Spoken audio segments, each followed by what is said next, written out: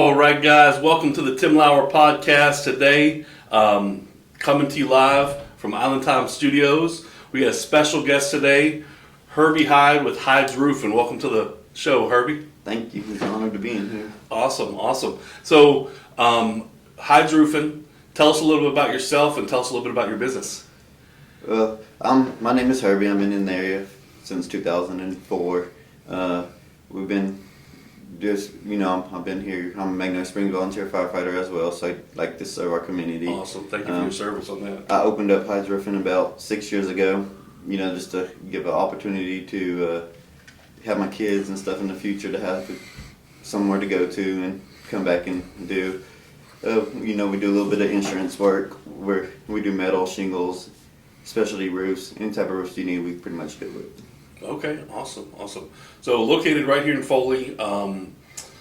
One thing I've noticed about your business is a lot of roofers are like storm chasers. You're not one. You kind of stay in the area local when stuff goes down. So talk to us a little bit about that. When a big storm hits our area, why is it important to use a local roofer?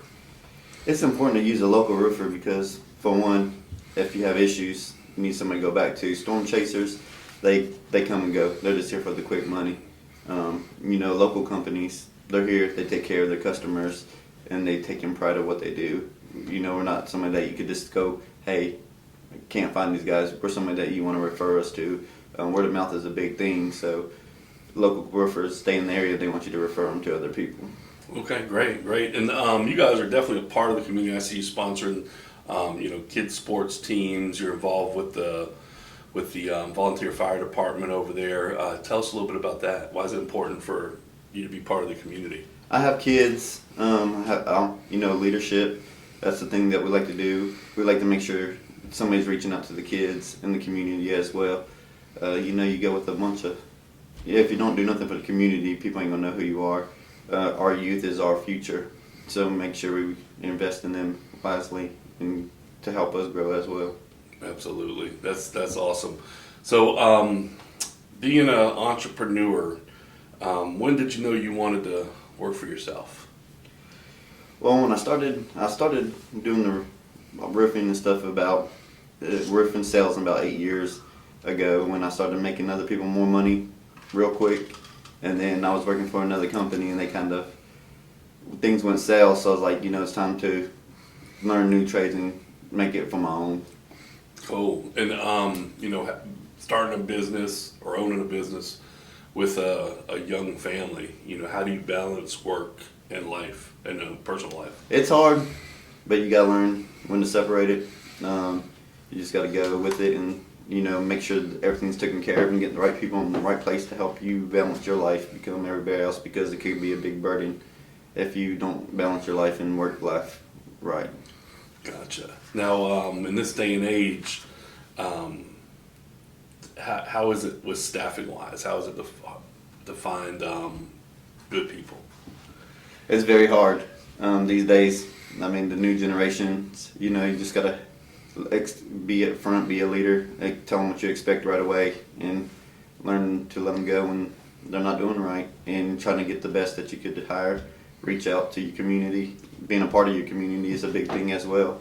So, once you reach out to your community, find the people, and then put expectations right away, you should balance out your employees. Gotcha. Now, a lot of people look at people that own businesses and think that, they got it easy, or they got it made, or they're lucky, or those different things. Tell us a little bit about the hard work behind the scenes. No, hard work is a lot of hours. Like we said, you got to learn how to balance it out. But a lot of hard work, a lot of hours, a lot of learning, and you always got to be on top of things.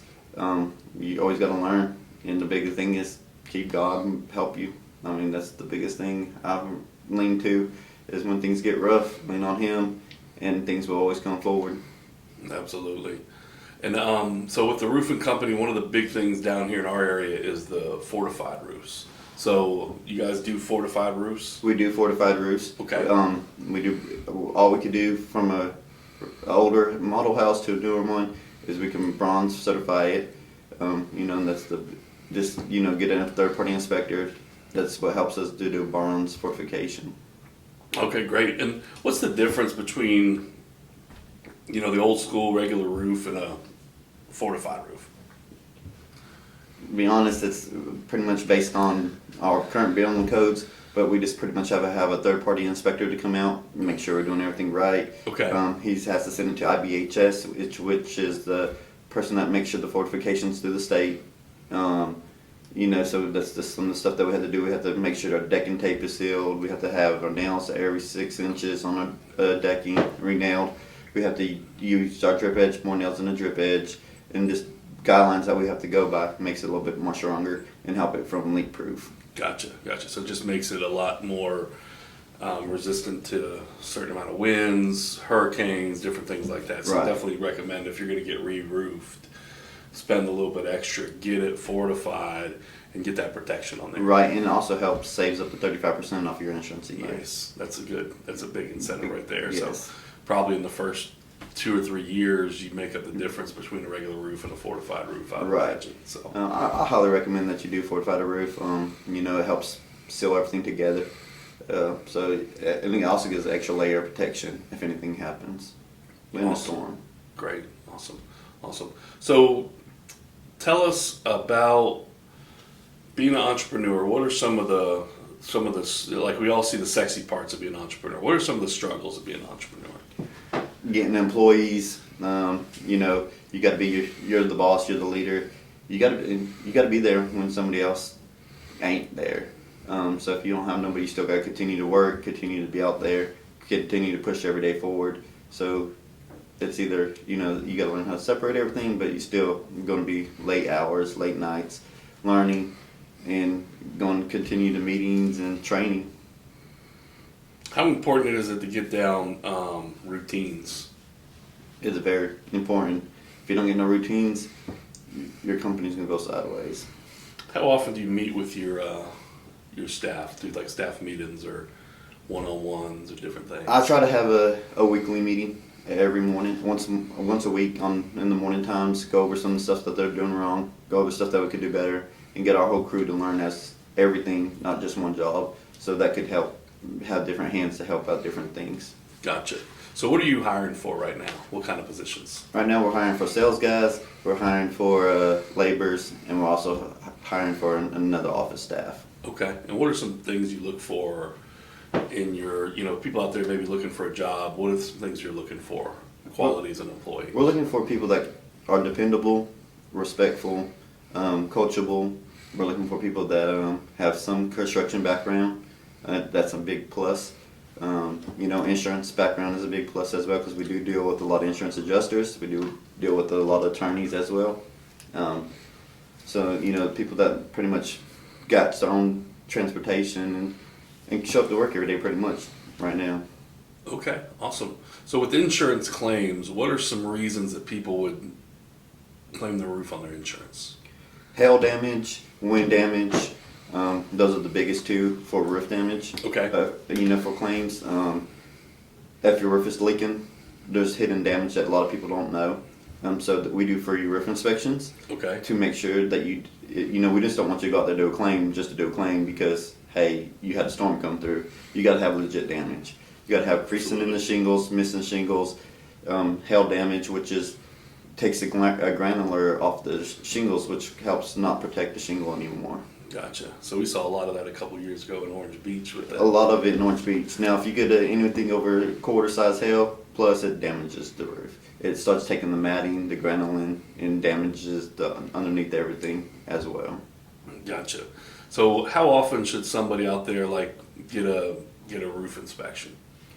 When you start seeing roof leaks, I recommend yearly, because Okay. all the storms come through. Tree limbs could come through, scratch your roof, could poke holes in your roof. Your flashing around your chimneys could be coming apart. Your valleys could be leaking, and especially after big storms. People are like, hey, I got new roofs, but there's a lot of people that come in and just throw them on quickly. So I'll say about one a year to every 2 years, you'd have somebody come and look at your roof. Okay. What are some tips for people, preventative maintenance wise, for their roofs? Make sure all the leaves, sticks is off your roof.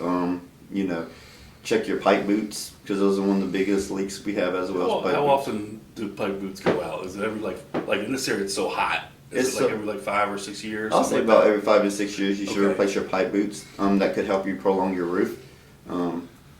Because it is hot around here, the heat comes, cracks them. Most of them are made with rubber and plastic, which we all knows that those heat will crack those, break those, and everything else. So limbs, flying debris, good birds, squirrels, they could all damage those as well. Gotcha. So keeping all the trees and brushes back, Back so you don't have away. squirrels climbing all over your roof. Yeah, another thing to help prevent is if you have bushes and trees around, make sure they don't damage your roof because we do see a lot of that. Okay, where the bushes are like Rubbing, brushing against yes, the roof, things like yes. that. They'll Gotcha. tear up your shingles in quickness. Okay, gotcha. And then if you do a metal roof, you should have your metal. Most people don't know this, but metal roofs need to be serviced at least every 10 years. The washers start deteriorating, screws start backing out, wind start pulling up the metal, and it starts backing the screws and everything, and they start leaking as well. Gotcha. That's a great point. So, great point on the metal roofs. They do last a lot longer, but You gotta have a lot of preventive maintenance. a lot of preventive maintenance. Okay, cool, awesome. How about the roof and attic systems, keeping the attic cooler? The ridge vent is the biggest thing to help with that. These days, that's one of the fortifications. We got solar fans now, a lot of them. If you don't want no ridge vent, because they did leak a lot during Sally. Yeah. So you could get solar panel fans. I would recommend that you get the little fans that turn. We call them turtle fans, but they're turbine fans. But you could that helps it cool it with a lot of fan ventilation, ridge vent, and stuff like that. Cool. Gotcha. Now, let's say somebody needs to get their roof replaced. Why should they use you over any other roofing company? What sets you guys apart? We try to help our customers as much as possible. Roofs do cost a lot of money, so if we could help them save $1, we will try to go through the insurance company, and we also have financing. Okay. Nice. We are a local company, so we stand behind our word. We'll go back and take our warranty issues. We do fix them. If you call us, we'll come back out there. We are a local company, like I said, so your recommendation is a big thing for us. So if we don't do a good job for you, you ain't gonna recommend us. Awesome, great. And you guys are located right here in Foley, across from where the local company is. You can come in and see them in person. How else can they get in contact with you guys? We're on Facebook. We're on Google. We're on. We got a web page. You could call us by phone, or you could come in the office, and we do have a little showroom. You could come in, look at your shingles, look at some different type of metal types. We got stone coated steel shingles in there. We got a little bit of everything you come in and look at. Awesome. All right, what do you have to say to any young entrepreneurs looking to start a business? What's your message to them? What advice do you have? It's a hard task. You gotta keep on moving forward. Don't ever look back. Always be learning. Always talk to people.